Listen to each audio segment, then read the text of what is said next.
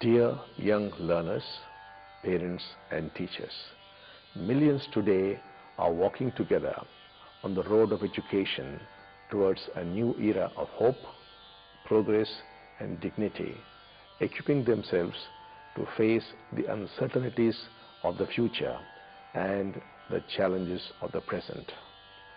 Education means to draw out what is already within. Thus, education begins with the sacred promise that each human soul is gifted with innate potential that it would uncover in the course of its sojourn on the planet.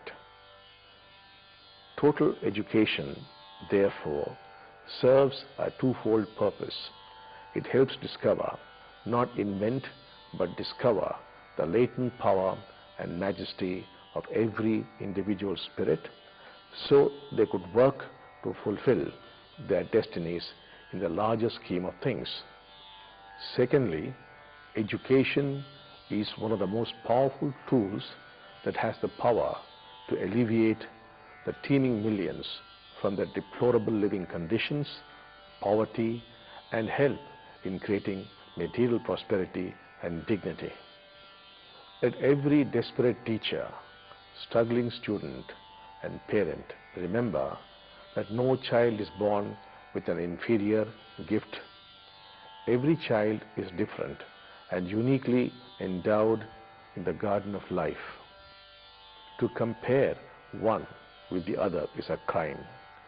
When you compare one child with a fellow student, her brother or sister, you hurt not only the one who's getting dispirited, but also the one who suffers from superiority.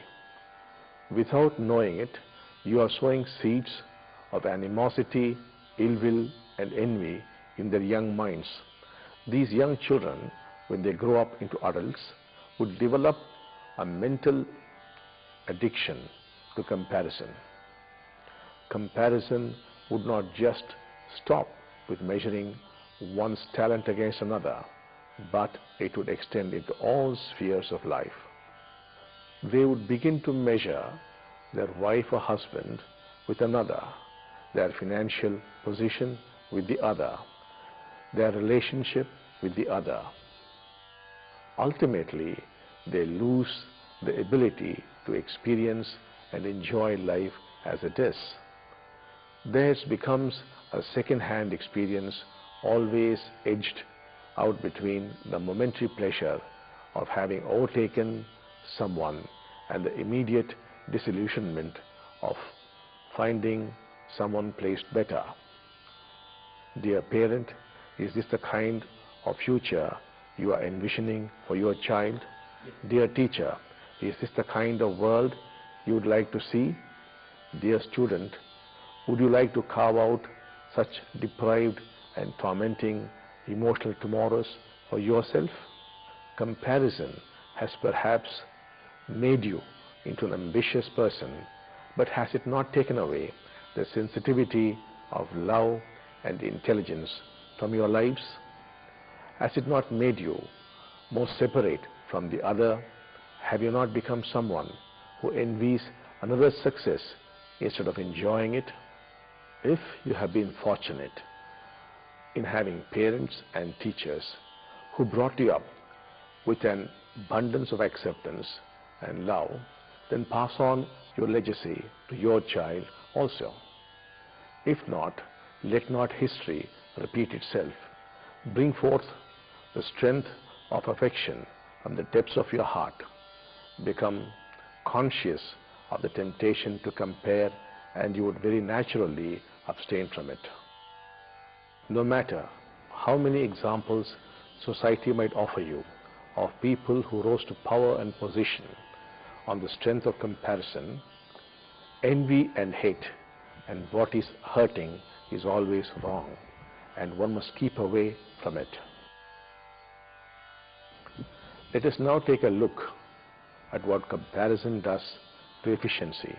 Sustained efficiency comes from intelligence, and comparison leads to failure of intelligence.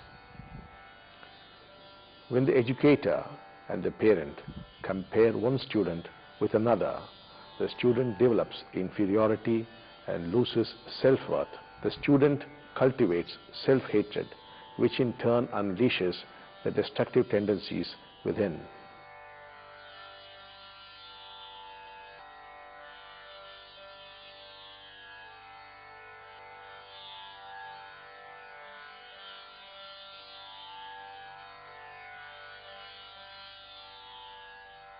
If, however, you want to lead your child to excellence, there are 2 steps you need to take. Firstly, accept your child as he or she is. Secondly, inspire the child with great stories and great examples, but never through a thoughtless act of comparison. A great story or an example becomes a map in your child's consciousness, which he will follow in moments of crisis or confusion. Remember, every child has its own individual rhythm of learning and growing. Discover it and go with the child.